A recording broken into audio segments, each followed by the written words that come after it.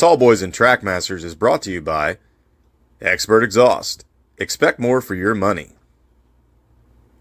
MTB Shock Dock, your choice for suspension needs. High Gear Success. From helping racers get sponsored to motorsports event operation and promotion, shift your passion into high gear. Track 93, the place to get ready to race. And by IADV. From routes, guided tours, and more, we'll help you get lost.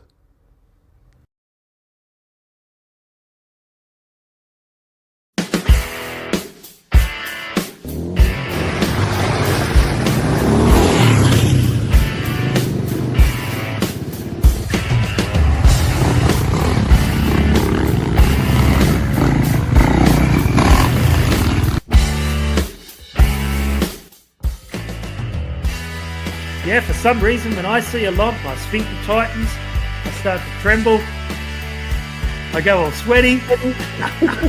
I'm a big fan of the 1.5 pork chop cans, personally. You gotta make sure you get your protein and carbohydrates all in one shot. Yep. Nice looking bike. That thing would look good with a hot fender too. Yes, it would. Yeah. It's got the line. Yes, it does.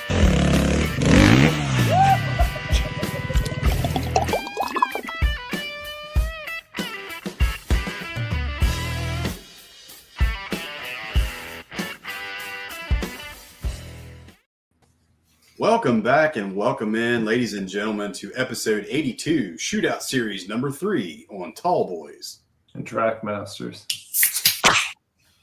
What are you drinking tonight, Trevor? A Fresca. A Fresca? Yeah. Baby wants a Zima. Well, not quite. Fresca's non-alcoholic, zero sugar. I'll just say all the beers are out in the garage still, so. I get it. A little bit hard to walk out that way, so. Yeah. Well, I had all intentions of doing an episode from the garage finally, and having some better decor and being able to actually have some of the bikes we're going to talk about. It's 36 degrees, so I did my time out there for the night. Well, we're in that time of year where Mother Nature is very unpredictable and a little bipolar. I know we got to do a little riding there last weekend, and the rain came, and it's kind of not stopped since. And yeah, like you said, it's pretty cold up here now. So better days are ahead, my friend. Better days are ahead. Nope, fingers crossed. Yeah. Well, let's get right into it, man.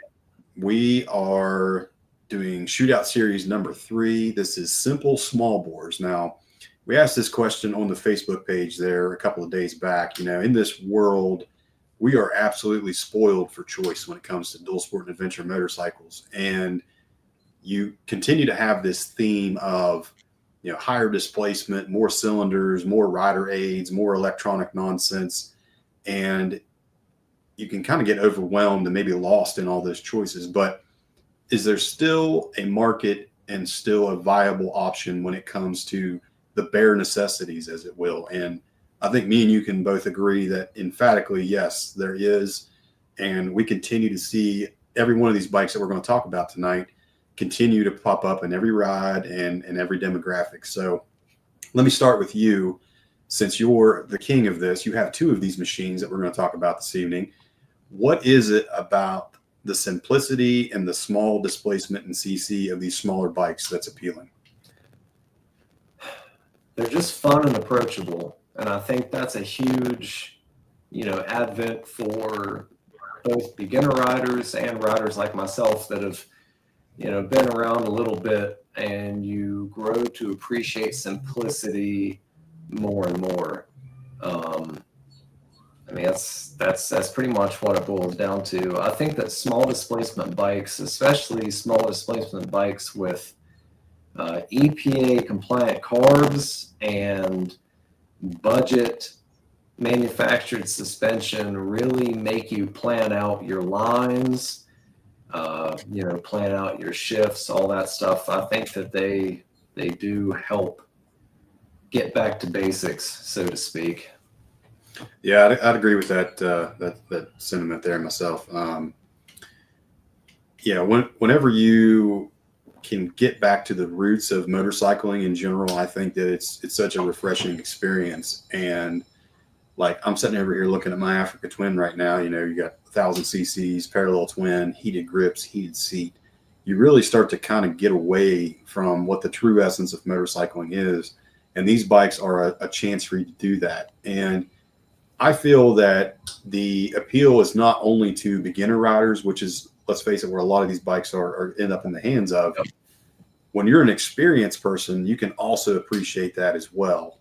Just getting back to basics and you know, living the outlaw Wild West style of riding almost. So let's. It's definitely cool to have machines that are about as bare bones as you can get, in the sense of it's an engine, a gas tank, a seat, pegs. You know what I mean? There's no ECU. There's no rider aids. Nothing of that sort. You know, since I work as an engineer, it's something that really appeals to me with older vintage bikes is how they're put together, how really impressive it is what these companies could create before the advent of any computer-aided design or finite element analysis, anything like that. Yeah. And yeah, I mean, really, to me, it gets a little bit closer to the true spirit of you know, what a motorcycle is. Yeah, and I also feel that these bikes also lend themselves to modifications and can kind of get you pointed down that road of learning the satisfaction of working on the bike and working on the machine and bringing back some of that that thrill of, you know, almost doubling your horsepower sometimes whenever you start to do some of the modifications. And like you were saying, it really does also help reinforce, you know, working on machines and learning the ins and outs when it's that simple to look at and simple to work on. I think that's a huge appeal as well. All right. Well, that audio any better, James? Yes, that's good. Okay. Yeah, I'm not sure what was going on. For some reason, it was trying to pick up off my computer and not off the mic that's been plugged into it. But anyway. All right. Well, we have a list of machines now. Probably should do a little caveat about this. Now, most of these are ones that are brand new, available, ready to go. Now, we do have a couple that are a few years older, but you know, still in that realm of availability. You see these on Marketplace all the time, and we'll just kind of start and go down the list. And this one I know has a soft spot in my heart and yours as well, due to the fact of our good buddy Gabe from Torture Test Magazine. Yep. Basically having a sticker that this thing runs on KTM tiers, and that is the venerable DR200 Suzuki. Let me pull a picture up here really quickly. This thing is a staple when it comes to sub 250cc dual sports. And there she is in all her glory. Let me go down through the specifications, and I want to thank the website motorcyclespecs.co, our good buddies in Australia who have graciously allowed us to pull up a lot of the good specifications on these machines. So let's pull this up. Now, I will say that, you know, from just a specs standpoint, I don't think anything on this is going to wow you or blow you away, but I was kind of surprised at the horsepower number on this thing. So let's start with that. We have 20 horsepower at 8,500 RPM. That's screaming, so that's always good. They are built to scream. Yeah, kick and electric start, which is also a really good thing. Yep. Go down through some of these other ones. It's air cooled, obviously, 9.4 to 1 compression ratio. It has a Mikuni BST31 carburetor. Like I said, 20 horsepower, 13.7 foot-pounds of torque. It's a 5-speed. You have the conventional style front fork, a monoshock rear with adjustable preload, no other adjustments available. Front disc brake at 230 millimeters, a drum rear brake at 130 millimeters. You have a 21-inch front, an 18-inch rear. The total height and seat height is about 31 inches. 53-inch wheelbase, 249 pounds, so it's fairly light for what it is, and carries stock 3.4 gallons of gas, which very generous. That's a very generous range. You are right. Now, personal experience with these things. We've seen Gabe from Torture Test Magazine race this thing at Glen Helen in 24 hours several times. In the right hands, it's a weapon. This thing is lightweight, good power to weight ratio. I know a friend of the program, Jared Bolton, and the GNCC guys, they had one that was kind of rotting away in the corner of their garage up there in Morgantown, and he got it out and blew the cobwebs off of it and did some modifications. And that was their like track sweep bike there for a long time. So if you can find one of these, pick it up. You're not going to regret it. Simple Japanese reliability, and definitely one that is at the top of the list when it comes to this segment. That is, that has a lot of things that make the formula for like a lightweight dual sport. So 21-inch front wheel. Most of these smaller bore bikes are air cooled. Most of them are carbureted. Very basic. You are losing out, with the suspension. And, we'll talk about the Yamaha TW200 as time goes on. I've spent some time on the TW forums over the years, and people are obsessed with taking these things and trying to wring more horsepower out of them, do engine swaps, and then you do an engine swap. And then this lack of suspension travel or suspension performance, compression rebound damping really starts to become an issue. I guess what I'm trying to get at is a lot of these smaller bore bikes are, best appreciated in their close to factory form. By all means, get your, idle mixture screw and everything set right. But if you're going to chase horsepower, just go buy KTM 500 out of the box, or out of the gate, I mean. Yeah. So, and then Gabe with his project, the entire premise of it was trying to squeeze all the performance possible out of it. He did some preload spacers in the front forks. He did some kind of cam swap. I can't remember exactly what cam he ended up using, but just the cam swap and getting it to flow a little bit more air in and out really seemed to help that bike.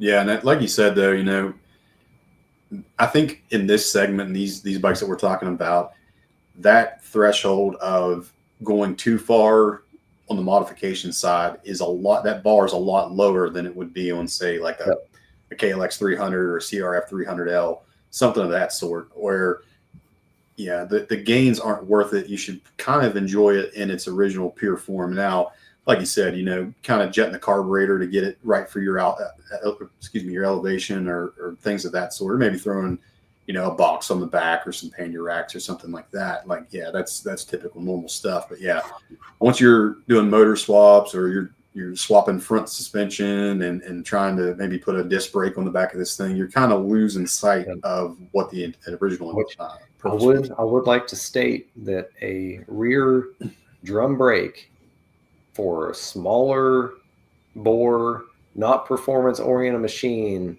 is perfectly adequate. I would agree with that. Because I ended up swapping the rear disc on my KTM because the one that it came with was a little bit too good.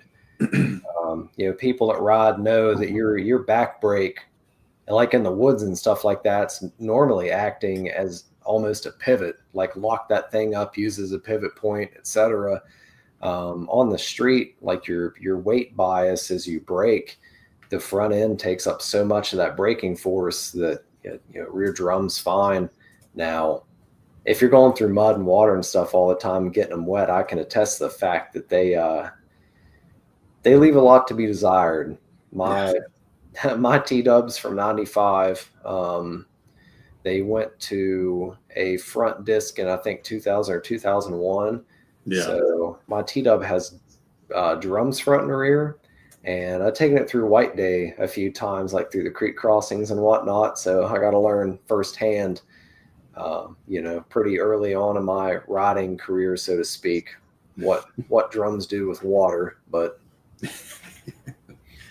well, unfortunately, and this is going to be the theme with Suzuki, you know, I think that they offered these bikes at a great price point. People were buying them, and they just kind of quit making them. I know the DR200 kind of died in, it was like 2017, 2016, somewhere around there. And the next bike on our list has a lot of the same specifications because the engine's the same. It's just in a different chassis. And that would be the venerable and competitor to the TW200, the Suzuki Van 200. Got a good picture of it here. Now, like I was saying, a lot of the specs are the same. We'll go down through some of them. It's definitely a unique looking machine. It is. It's a different cat and a different breed. I do like the round headlight, the overall retro styling. Mm-hmm. Yeah, they're definitely going for it. Just like the T-Dub, the engine is a stressed member of the frame. So, you know, on a normal bike, you'll have the frame actually cradle the engine along the bottom, but on a T-Dub and this thing, you know, the engine's a stressed member, which saves weight. It improves ground clearance significantly, but you know, good skid plate is an absolute must because the only thing between your engine case and a rock is an air gap. Right. Now, again, this thing, it's pretty similar to the DR200. There is a couple differences, though. Looks like they quit making this in 2019. Big difference is going to be obviously the wheels. The front is a 130/80/18, and the rear is a 180/80/14.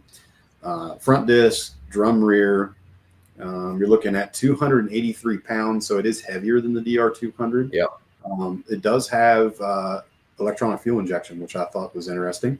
But the power is actually down compared to the DR200. You get 16 horsepower at 8,000 RPM, 5-speed. You can kind of see different styling, lower to the ground, more of a scrambler-esque motif to it. And, you know, this is another one of those machines that I think the market was kind of odd. They didn't sell very well because I think that a lot of people didn't realize like what this was or what it was based on. But personal experience, good friend of the show, Mr. Rob, he piloted a Van 200 to the finish line at the 24 Hours of Appalachia down in Hinton. I got to ride with him a good bit. Yep, I did get to ride with him a good bit down there on that thing, and I'm telling you what, it was impressive. You know, he kept chugging right along. It fit him well. He said it was comfortable.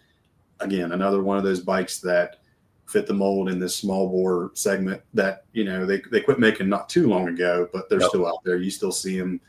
And, you know, I always thought that this was almost like a street competitor to the TW 200. Yeah. Or the TW I always struggled to understand what niche the Van was supposed to fill. Guys that want retro bikes normally want like true blue styled retro bikes.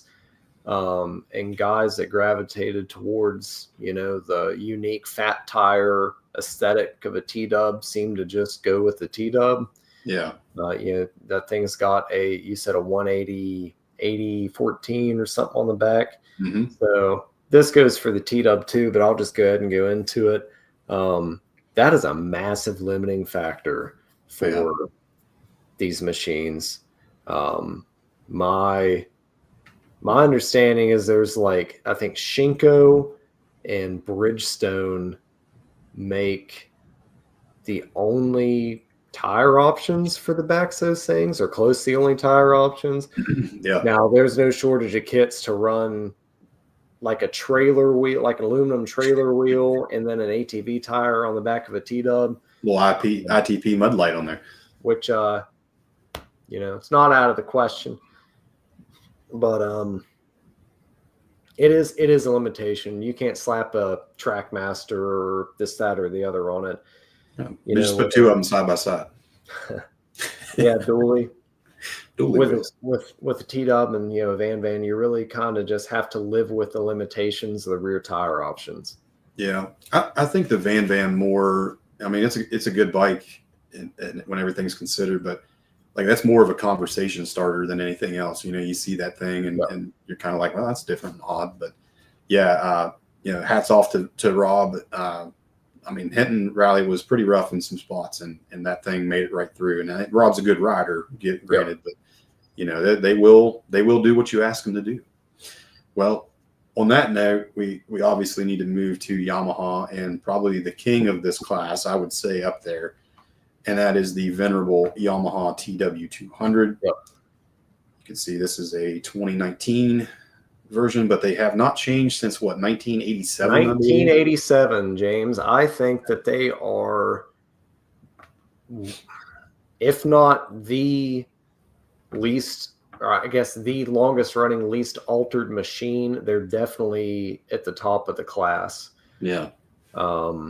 They went from, there was an early model year change. They went from an AC stator setup to a DC stator setup. And in 2001 or 2000, they went to a front disc brake. Mm-hmm. But that's really about the only changes that those things have underwent. Yeah, and it's really been the king of bold new graphics throughout its entire life, because there's lots of cool color combos. And I own one with some pretty bold graphics. You do. So blue frame, orange accents. I mean, obnoxious, but it's what really drew me to it. A T-Dub's what got me into dual sporting. Right. So these things are pretty near and dear to my heart.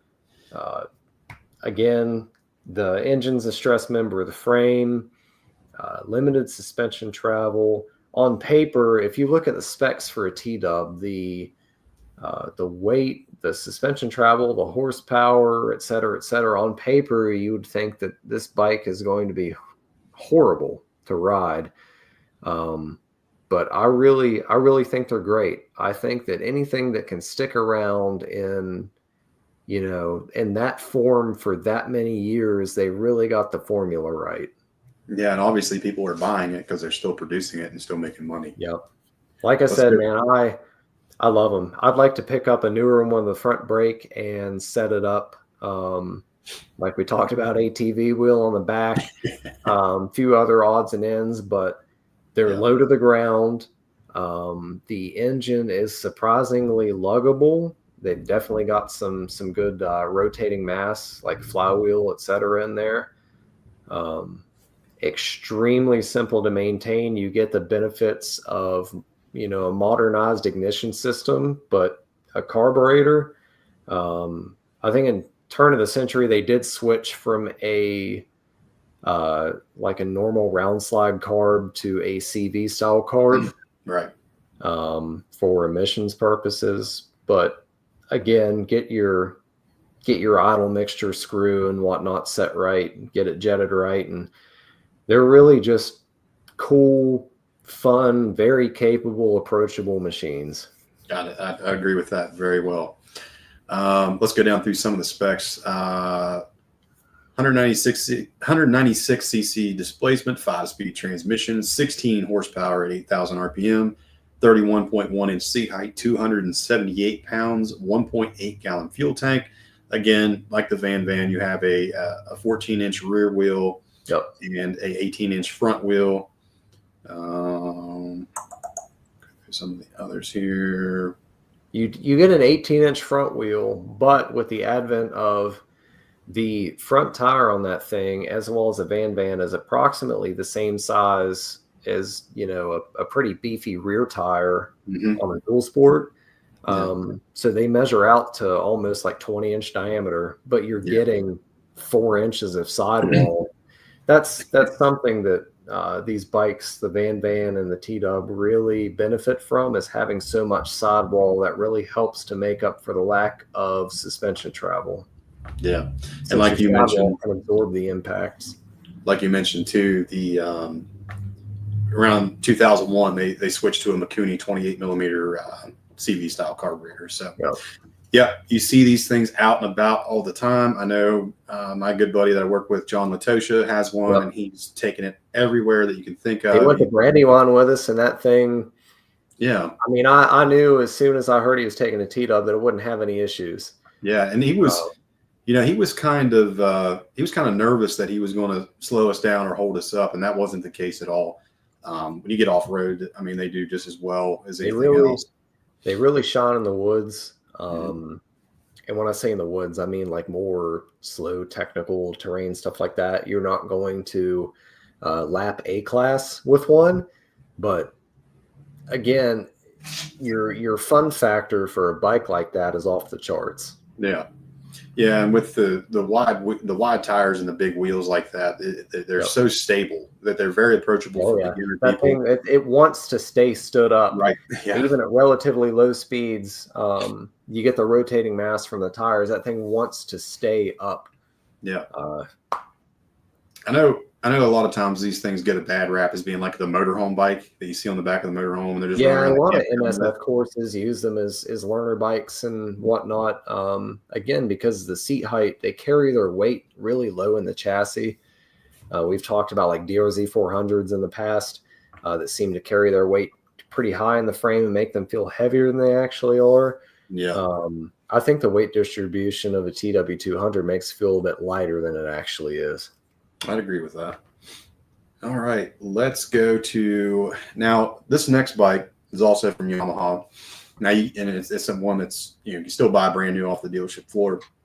And I kind of hesitated to put this in the same category, but I feel like this bike fits more of these small bore, air cooled kind of bare bones machines than it does like say the KLX 300 or the CRF 300L, like that 300 class dual sport.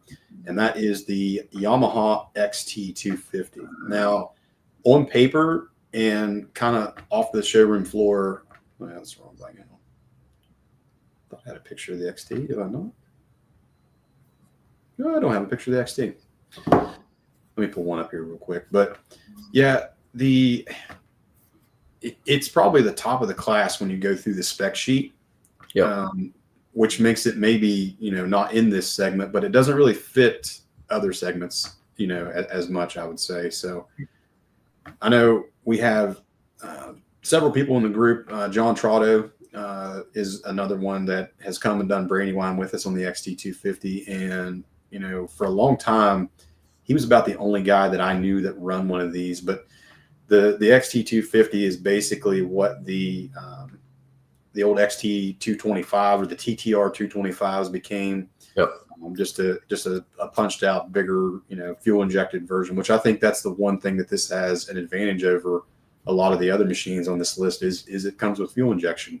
There's another couple on the list that have that, but I think it's the only air cool. Well, after the advent of like the ALX 250 and the CRF 250L went to 300s. Mm-hmm. But when they were all 250s, I think this was the only air-cooled 250 that you could buy that wasn't like a Hawk DLX or something like that. Yeah, which we will get into later in the show. But there is definitely something to be said about an air-cooled bike. You don't have to worry about a water pump. You can't puncture a radiator. Yeah.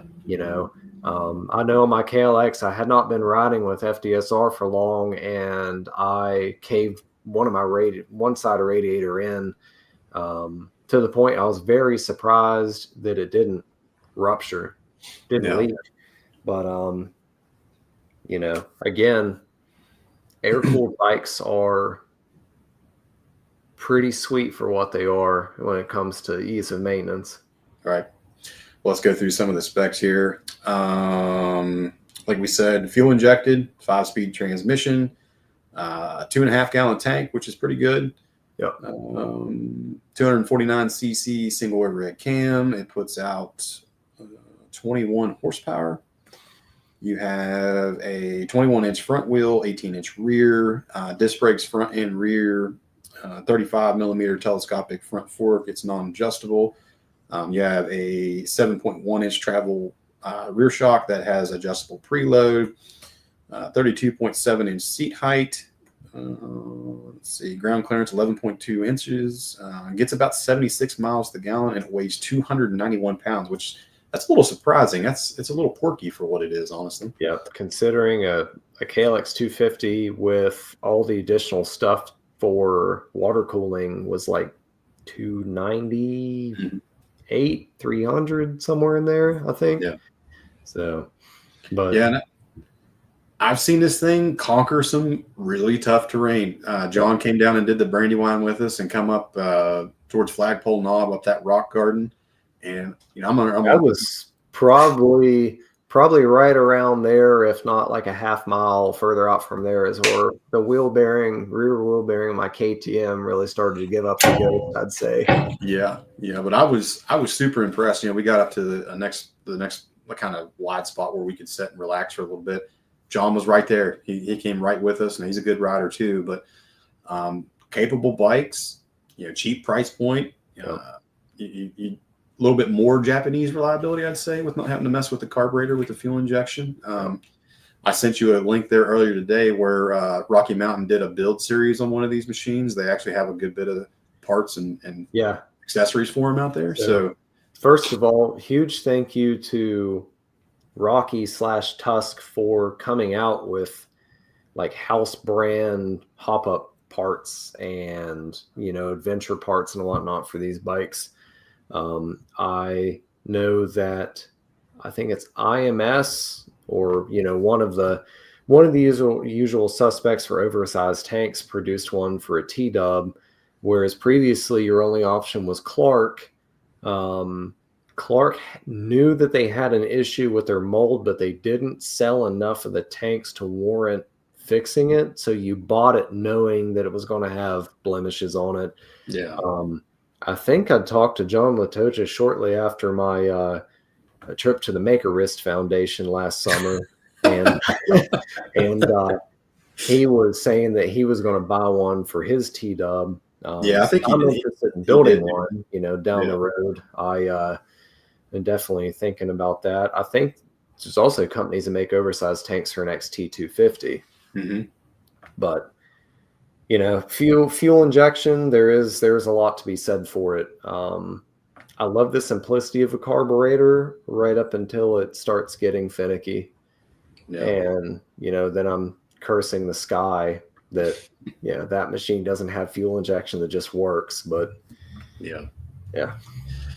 well, let's move on to Kawasaki's offering in this class, which I think this is a direct competitor to the XT250 and another good machine, and that is the Kawasaki KLX 230 and what would be the 230S, or the street legal dual sport version. Let's run down through the specifications on this bad boy. 233 cc's, 9.4 to 1 compression. You have 13 foot-pounds of torque and 20 horsepower. DFI 32 millimeter fuel injection. It is a 6-speed transmission, which that's another thing that's a leg up a little bit on the XT. What else we have here? 37 millimeter telescopic front fork with 7.9 inches of travel. A unitrack rear shock with adjustable spring preload. So again, most of these machines you're going to see suspension wise going to be pretty similar in travel and adjustments, which are pretty well nothing. It has a 240 millimeter front disc brake and a 220 millimeter rear disc brake. Let's see if I can find the weight. It's a 33.3 inch seat height, which is one of the tallest in this class. 291 pounds. Pretty much on par with the XT, 2-gallon fuel tank. And I do know that this one probably has the most features out of any of the bikes in this class. You get this with ABS. It has really good LED lights all the way around on it. Accessories straight from Kawasaki, like boxes, pannier racks, USB chargers, the like. So again, I would say that this one probably contends for the top spot in this segment. So I agree. Of course, a friend of ours, Crosby, has one. The day of would have been this past year, the Easy Lube day, we went through Blue Hole. I was still open. And the road that goes down to the little beach off to the side was open. If anybody's been down there, it's relatively rough coming back up out of there. Slick rocks, this, that, and the other. That bike did fine. It went around chips. Yeah. Again, you're not going to lap A class, but due to some technical difficulties, I did ride it up one of the gnarlier sections, and I really liked it. It feels really tractory. It like ergonomically, it doesn't feel like a really small bike, even though the frame's a little bit smaller. Mm-hmm. It feels like a, grown-up pit bike with reasonable ergos.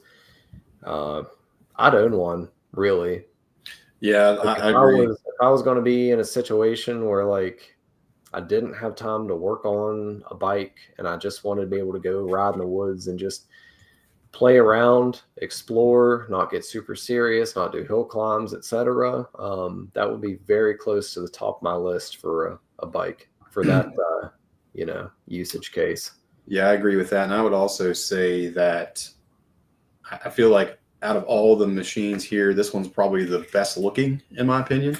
It does look sharp. Kawasaki's really done a good job with styling the last couple of years. Yeah, and like you said, the ergos of this thing, it really does try to emulate like the KLX 300, and it tries to feel that way. And I think maybe if you're a slightly bigger rider with a bigger frame, this one might fit you a little bit better. And like you said, we've watched Crosby take this thing around, no problems. Again, another just dead simple, small bore, reliable dual sport. All right, that's it for Kawasaki, and we're going to move on to the manufacturer that has the most availability in this segment, and it shouldn't surprise anybody, and that's Honda. First up, the Honda XR150L. I would say out of all the machines here, this one probably made the biggest splash as far as new riders and getting excited about stuff. And we bring him up again. Gabe from Torture Test has been torturing one of these things to the point where he actually offers his own front fork swap assembly for these things. And he is working with an undisclosed manufacturer to produce a better rear shock for one of these things. But again, Gabe is a special usage case, probably the most special usage case. Same formula that he went for with the DR200. The name of the game was squeezing every bit of performance he possibly could out of one of these things. Right. He just did an update video semi-recently about, he's pleased with the build. He's pretty impressed with what he could get it to do, but does not suggest that a normal person buy one of these things with the intent of hopping it up to that extent. He's of the camp of, enjoy it for what it is, for the amount of time, effort, and money that you put into trying to hop it up. You would be better off just to start out with a more powerful bike. Yeah, and to be completely frank, I have a little bit of a beef with this bike. And it's because there is another version of this offered that is slightly better and cheaper, in my opinion. But we will go through the specifications on this thing. You have, single cylinder, obviously 12 horsepower. It's one of the lowest CCs in the class, so obviously it's going to be that way. 280 pounds, which is pretty porky for what that is. Yeah. You have a 32.8-inch seat height. It has a 19-inch front wheel and a 17-inch rear wheel. Drum rear brake, disc front. It's electric and kickstart. Again, 7.1 inches of front suspension travel with no adjustment, and 5.9 rear suspension travel with adjustable preload only. And like we said, there is some hop-up parts out there available for these things, and it does respond well to modifications if you want to go down that road. Firsthand experience, I know that our good buddy and Tom King's good buddy Tim Stout has taken this thing around all over West Virginia with us. No issues other than, if you get out on the long highway stretches, it is pretty slow. But he's geared it up, and he does a decent job of keeping up with us, and had no issues on the Easy Loop last year at the Detour. So another good option. I know from Gabe's experience, the bikes have oil consumption issues that are partially due to the way the PCV, positive crankcase ventilation system, is set up. It's essentially just pumping oil from the crankcase up into your airbox that's being circulated back through the engine and undergoing combustion, and that's where your oil's going. Yeah. I mean, it's pretty surprising they're getting, what'd you say, 12 horsepower Yeah. out of a 150cc engine, Yeah. whereas like a 200cc for like a teed up or something like that's making like 14, Yeah. something like that. So that's A little more stress. it's pretty. Yeah, it's definitely that's something that needs to be talked about in general for these machines. Is you have to wring their necks. You really have to get them into the high up in the RPMs to get them to make power. Yeah. But like for just going through the woods, like on a T-dub or something like that, it's you're not really stressing them at all. But to do 55, 60 on one, you start to feel bad for one after a little while. Yeah. Last fall, it was right around the Blackwater Adventure Rally. We were actually headed down there to meet Chris and them guys, and I was on the Africa Twin, and Justin was on his 690, Luke was on his 690, and then John Latosha was on his T-dub. Yep. And we got done with Canaan Loop and got out on the main highway there, was headed down towards Canaan Valley. I'm in like fourth gear, just barely putting on the Africa Twin. I look down, I'm doing like 62, and I look back, and poor John is wide open on the T-dub, and he's got a line of cars behind him, and he said he felt like he was going to die multiple times going like 55, 60. So definitely had to tune it back there. But yeah, they're not great. None of these are good highway. Yeah, none of these are good highway machines. Which No. I think And something else that's cool to me about small bore bikes is it actively discourages you from using main roads. yeah. So a lot of times it's cool to just get out and kind of be stuck to the side roads, stuff like that. So, it's great for exploration. Trying to find that. I agree. It's really good for exploration. All right, up next on the list now, we're going to get into a little bit of specialty things here for the Hondas, but these are still viable dual sport options in our opinion.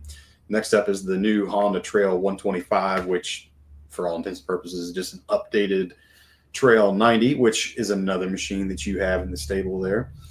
Let me pull up the specs on the Trail 125.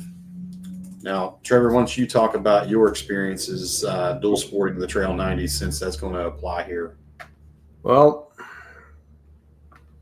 I love it. I can't wait to get another one. So me and Chilo can go mess around on them together. Again, what really drew me to Trail 90 of all things was the simplicity. It's by far the most mechanically simple bike that I own. Points ignition, carbureted, this, that, the other. Step through. Step through frame, which is pretty cool. Auto clutch. Yeah. Which I thought was great until I took it across Canaan Loop. We did our engagement photos at Blackwater State Park, and I was like, well, if I'm going all the way over there, I'd at least like take the Trail 90 across Canaan Loop. So I unloaded off the back of my truck, went out through there, and I was going up like the little Moon Rock section, and that the Trail 90 will go places whether you're able to hang on to it or not. So I'm used to, like, if the front end starts to climb out from under you going up a hill, you feather the clutch in. Well, there isn't one. Yeah. So I just tried to hang on to it going up through there, but it's limited in terms of like top speed. You're really pushing it to do like 40, 45, but that's not what that machine was ever made to do. No. I live like a mile from Streets Ace Hardware. I'll take the Trail 90 out there to pick up some odds and ends or something like that. It's a great conversation piece. Last time I had it up at Streets, I had gathered a crowd. I had old dudes calling their buddies over, like, come look at this thing. I really just like it. It's really lightweight. I think it only weighs like 200 pounds or something like that. Yeah. I mean, in my opinion, Honda dropped the ball on the Trail 125 because it's heavy. They got away from the 2-speed gearbox, which for me was one of the main reasons I wanted that bike. Mm-hmm. again, working as an engineer, stuff like that really tickles me. Yeah. And the price point and availability, well, I guess not Honda's price point, but by the time that these dealers got a hold of them and did the markups, and by the time, why would you buy a bike as limited as a Trail 125 when you could spend the same amount of money for like a KLX 230? Yeah. You know, Yeah. Let's they did do a good job on the retro styling on a Trail 125. Don't get me wrong, but yeah. Let's go through some of these specifications. Like you said, the price, it's kind of staggering. It's $38.99 plus dealer fees, MSRP, and all that stuff. You'd be close to $5,000. Oh yeah, there's dealer fees. I'm sure there I are. was interested in one at one point. So Yeah, I think Tom King was too. yeah, I was going to say Tom also was. Yeah. 124.9 cc's. It's a 4-speed transmission, like you said, automatic. 8.71 horsepower. It has a 31.5-inch seat height. It weighs 259 pounds, which is crazy to me. And 1.4 gallons fuel capacity, so not much. 27 millimeter front shocks. It has twin rear shocks. It does have disc brakes front and rear. 17-inch spoke wheels front and rear. Fuel injection. The electric start. It has the retro theme, but let's be completely honest. This is basically a Grom motor on an old Trail 90 chassis for all intents and purposes. And with that having said, one of the last options here from Honda, we have to include it. And I tip my hat and salute the guys that are crazy enough to go do this. And that's the Grom squad. You have the Honda Grom has started to come into its own as far as James, is that a picture of the most masculine Grom rider? Might be. Careful now. We got listeners that ride the Grom. No. Here's how a Honda Grom plays into my life. So I had not been out of college for very long, and I was working somewhere with a guy that went and picked up a Honda Grom.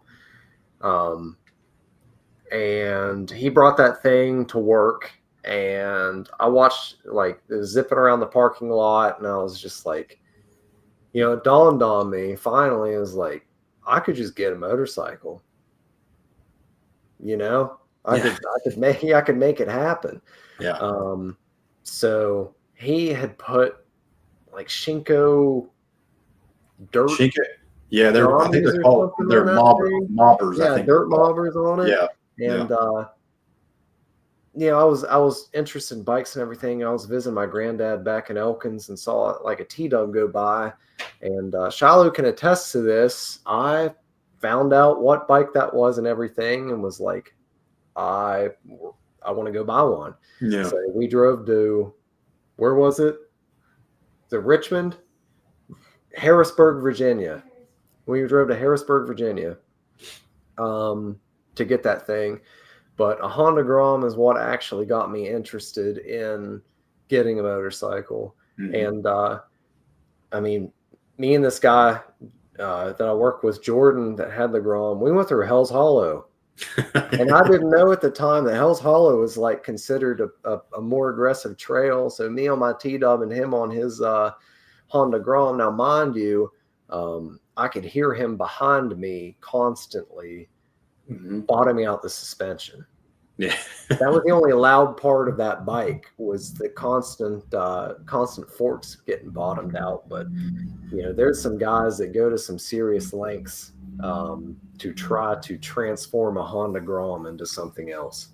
Yeah, our good friend of the show, Mike Heston, he's a big Grom guy that has the dirt knobs on it and stuff. And I think that also fits my motif of utilizing motorcycles for things they weren't made to do. Yep. I think that's really cool in my eyes. And the modification side of these things is absolutely incredible.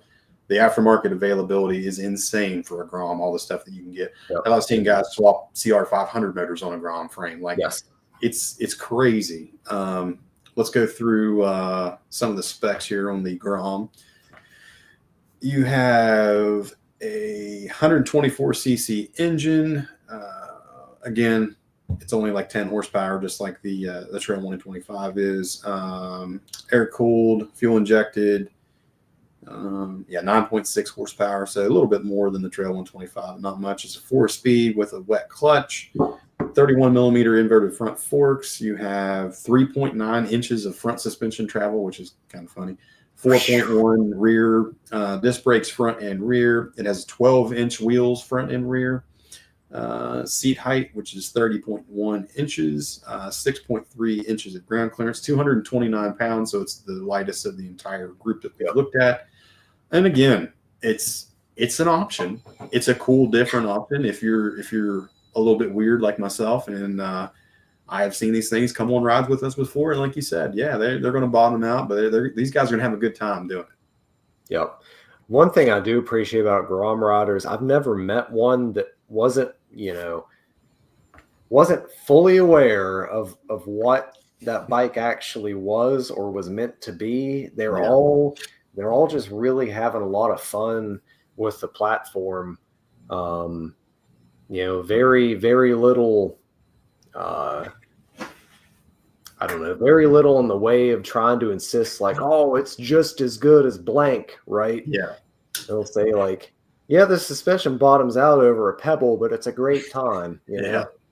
So definitely. And I think Honda did come out semi-recently with a newer gen Grom with like saddlebags and stuff like that. So you could build an adventure spec Grom, and maybe down the road that's the adventure touring model. Yeah, adventure touring model.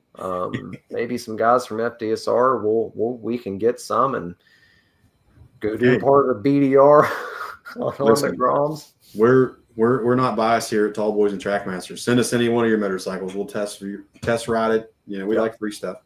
Yep. All right, last and certainly not least on this list, and it's the bike that I was mentioning earlier that I kind of have a gripe with the 150L, and that is the Hawk 250. This thing comes in all shapes, sizes, forms, and fashions, as Jim Justice would say. This is the Amazon bike, guys. This is the one that you can purchase to your door in a crate. You put together yourself for around $1,700. Now, this thing comes manufactured by every other person you can think of, SSR, RPS. There's a multitude of manufacturers out there, but at the end of the day, this is the same Chinese and Indian third world motorcycle that has lasted and been the test of the time in these third world countries doing serious work. Yeah. And I would strongly suggest that if you are a new rider, you don't want to spend very much money and you're looking for the most bang for your buck, I think the Hawk 250 is hard to beat. And sure, it's going to have some issues here and there, but there's such a good community like the Grom riders that you talked about of guys willing to show you the little quipes and gripes of the machine and what to do to manufacture and make it a little bit better. Let's go through some of the specifications that we have here. 229 cc's. Let's see. You got about 16 horsepower. Carries about 2.3 gallons of gas. Electric and kickstart, 5-speed, 21-inch front, 18-inch rear. Non-adjustable forks, about 7 inches of travel in the front and 8 on the rear. Weighs about 234 pounds and about a 31-inch seat height. Let's be honest. You can look at the 150L and the Hawk side by side, and they're damn near the same motorcycle. Well, that was a point of contention when Honda first announced the 150L, was that it's essentially, I'm not saying that this is gospel, but the speculation was that it appeared to be just a badge engineered Chinese bike. Something else I want to say is, we're not in Kansas anymore. It's not 2019. COVID completely flipped the used bike market on its head. Previously my advice would have been, don't even entertain the idea of a Hawk. Get a used Japanese bike. But the price of those used Japanese bikes doubled. Yeah. So if you're looking to get into the hobby, and we've said this on the show before, if you're just looking to get in the hobby, dip your toes in, figure out if you even like it or not. That's a reasonable option. There's a litany of forums dedicated to machines like that. I know ChinaRiders.com. Yes, Yeah. that is the name. It's a very popular model on that website. Guys swap other Chinese manufactured engines, like from Lafon or Mhm. some of these other companies, into them. Yeah, this is a Zongshin Yeah, air-cooled mill, which they manufacture that same engine in multitude of things. And Zongshin has made a ridiculous number of like smaller displacement yeah, engines for like scooters and things like that. You know, Ed March of C90 Adventures had used multiple Chinese 90cc scooter engines because you could buy a whole motor for the price that you could a OEM Honda rebuild kit. Mhm. One of those things. One drawback, or I guess a few drawbacks with the Hawk, parts availability, including like plastics. But even like the Japanese bikes, like my KLX 250 was a nightmare to get plastics for. Yeah. I was ordering them from China and waiting like 2 months because I was not going to pay $300 for a radiator shroud direct through Kawasaki. Yeah. But sometimes they're a little bit more temperamental. But again, there is a lot of backing with guys that have tinkered with these things and gotten the formula down. Yeah, a good buddy of mine that I've followed on YouTube for years, Moto Cheese. He was one of the first guys that I'd seen that actually took the risk to spend that much money on an unknown machine there on Amazon. And he was kind of the go-to guy. He's got a website dedicated to performance modifications, what fits, what doesn't. But I think we have to kind of sit here and definitely talk the political environment and supplying money to Chinese manufacturing, what have you. But I think there is something to be said about not having to deal with a dealer, not having to walk in and pay tax, title, registration fees, destination charges. When you buy that thing off Amazon, the price is the price. You're not going to get a huge dealer markup. Pretty much anything you would want to buy is available on there. That is a really good point. Some of these dealers are absolutely brazen with the junk that they try to tack on. I get it. Everybody's out to get the bag. Everybody's out to make some amount of money, but some of this stuff just feels downright egregious. Mhm. Like there were guys going out to buy CT 125s, the Honda 125 bikes, and there were dealers tacking on like $1,500 or more worth of just garbage fees and this, that, and the other. It just felt it gave me the same vibes of all these used car dealers and stuff during COVID that just started jacking prices through the roof just because they could. I'm not trying to get into a debate about capitalism, but like at some point it's immoral to bend somebody over a barrel to that extent. Yeah, what's more immoral, buying a Chinese made machine or feeding that horrible dealer markup all the time? That's what do you do there? It's easy to sit and talk about stuff like morality and like not buying Chinese manufactured machines and this, that, and the other, but for a lot of people, they just don't have the ability to sit and decide like that. Yeah. It's either I pay this and get a bike, or I pay this plus $1,500 and I can't afford it and I don't have a bike. Yeah. Yep. And the used market's pretty lacking. I think that's a lot of what allowed the Hawk to stick around for as long as it has was the decline in used Japanese bikes and things like that. Yep. So, well, that's the last one on the list. So like we do in all of our shootout series, there's got to be a winner. So I think my top three would be this: the Hawk 250 in third, the Yamaha XT 250 in second, and I think I would take the KLX 230 out of all these machines as my top. Oh man, this is gonna be hard.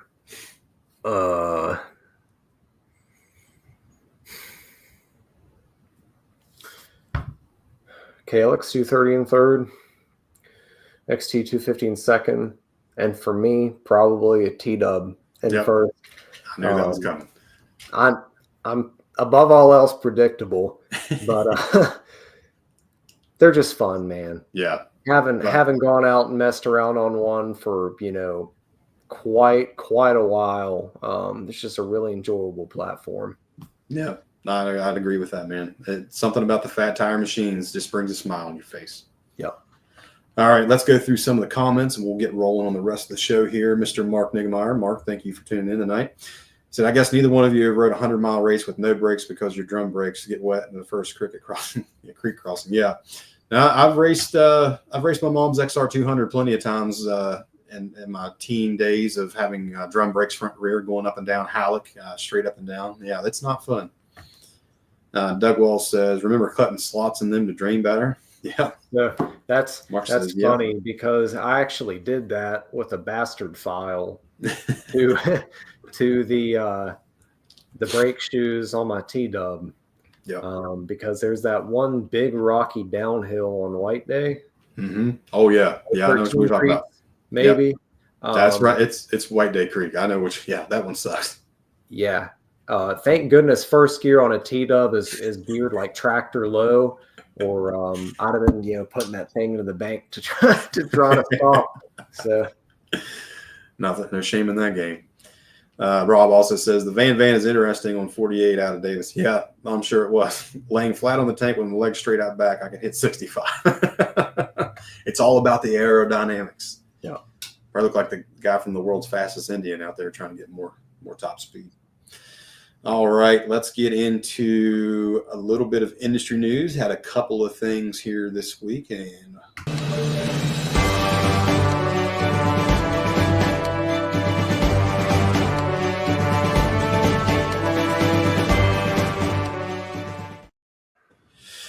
all right, Trevor, we have seen a whole host in our lives of concept vehicles, whether it be motorcycles, full-size cars, SUVs, what have you. Kawasaki released what has to be, in my opinion, the absolute most insane concept thing I've ever seen of all time. Save a bike, ride a hydrogen horse. I don't know if you got to see this thing yet. Let me pull up the picture here. It's crazy. Where'd it go? Yep, here we go. There you go. Kawasaki has released what they are calling the Corleo. It is a 2-seater quadruped robot that you steer with your body, capable of picking its way through rough terrain thanks to AI vision, and it is powered by a 150cc hydrogen engine. We're expected to see some form of this released potentially in 2037. We're going to come back full circle to the mule. I can't believe it. Are we sure that this concept wasn't released 7 days ago on April? I double checked. This thing is legit. It is not an April Fool's joke. This is real. I tell you what, if Kenda would make like a Trackmaster tread to go on the bottom of its little feet. Introducing the Trackmaster shoe. Dude, imagine struggling on a hill climb and getting passed by some dude on a robot horse. It'd be almost as bad as being one of the guys that can't make a hill climb, and then the Trail Sweet DR200 comes around to help you out. Jared Bolton putting people to shame. Yep. All right, and last on the industry news, retired horse. Harley Davidson CEO Jochen Vetz has decided to retire after 5 years. Following a huge sales slump, tariff implementations, and demand management. Zeitz has been with Harley Davidson since 2007, and he was actually the guy that saved the Puma shoe brand and clothing brand. They brought him on to think he could save Harley Davidson. No dice. Sales are down. Those two things are so similar. Yeah. Shoes and Harleys, buddy. I mean, we've talked about it in the past on this show. We don't have to go down the full roster of points and whatnot, but man, Harley just does not. There's no wins to be collected, man. No. It's not ideal. I don't want to see, like, even though I don't like Harleys, I don't want to see the American bike manufacturer start, I wish completely decline, and I don't know. I feel personally, we've talked about this before, that until a CEO comes in that understands the the space now and how things have changed. You know, nobody wants an uncomfortable, low horsepower street cruiser that's just beats you to death, and it's $35,000. Noise and vibration machine. That doesn't work anymore. No. And I also you're feel in a bad spot because like their loyal fan base, that's all they want. Yeah. Their loyal fan base would rather have a 1,000-some cc bike that converts gasoline into shaking at a stoplight and noise than one that made like reasonable horsepower with a water-cooled engine. And let's also face the fact that they're diehard fans. They're in their 70s and 80s now. They're not going to be riding much longer. So they have to figure out a way to inject some lifeblood into their market and get new people to come in. They lean too hard into the outlaw, yeah, image, and it's hard to break, hard to get away from. I know it'd be damn near impossible for them to do, but I think if they could do what Triumph has done, what Ducati has done, and come up with a dirt bike, I feel like Americans would purchase a Harley dirt bike if it was decent like that. And luckily, through our friend Tom McKee, you and I got to see the Harley Davidson MX 250. That was a total flop because it was obsolete by the time that it hit the showroom floor, but still cool nonetheless. It was really interesting to be able to see that thing. I never thought I'd see one in person, so that was a cool experience. But Harley did have success with the Pan America, it seems. I actually saw one in Morgantown. Yeah. It's a lot bigger than I thought that it was. But yeah, they're huge. All right, well, that's going to lead us into the last segment and one of the best Scorpions I've ever seen in my life, and that's Had to Lay Her Down. Did you run into some clippings? Did Barb take the kids? Well, Hoss, maybe you had to lay her down. This week's Had to Lay Her Down is brought to us by Benjamin Reyes, and this was some hard enduro training gone wrong.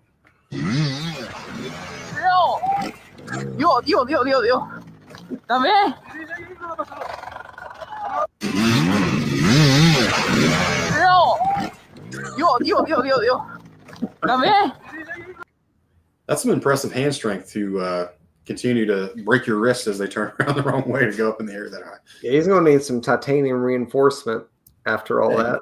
Maybe you can give him a good discount on your stuff. No, I don't think so. Got to hold on to that. Yeah. All right, ladies and gentlemen. Well, we appreciate everybody tuning in tonight, and that is going to do it for us here on episode 82 of Tallboys and Trackmasters. Thanks, guys. We'll see you next time.